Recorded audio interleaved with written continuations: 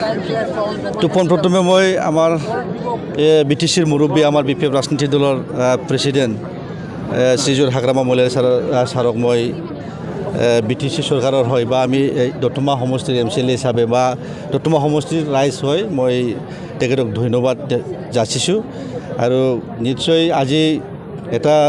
আনন্দিত দিন বুলি আমি ক'ব লাগিব। তো আমি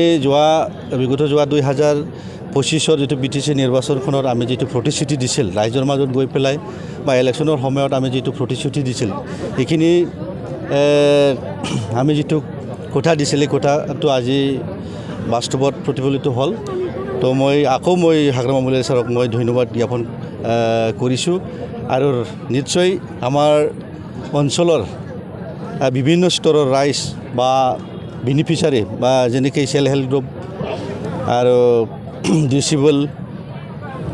আৰু ইউথৰ তেখেতসকলে নিশ্চয় আজিৰ দিনত নিশ্চয় ভাল পাইছে বুলি মই অনুভৱ কৰিছোঁ। তো আপোনালোকে নিশ্চয় দেখিবলৈ পাইছে চুকে কোণৰ পৰা চবেই আহি পেলাই আজিৰ যিটো প্ৰগ্ৰাম এই প্ৰগ্ৰামখনত অংশগ্ৰহণ কৰি পেলাই নিশ্চয় নিজৰ যিটো প্ৰাপ্য নিজৰ যিটো অধিকাৰ তো আজিৰ দিনত পাবলৈ সক্ষম হৈছে। তো নিশ্চয় তেখেতসকলে আজি ভাল এটা অনুভৱ হৈছে বুলি মই ক'ব পৰা যায়। তো নিশ্চয় বিগত যোৱা দিনবোৰৰ পৰা যেনেকৈ আমাৰ বিপিএফ ৰাজনীতিক দলক সহায় কৰি আহিছে ঠিক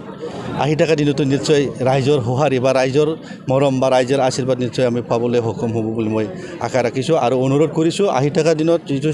2026 বছৰৰ যিটো চলিত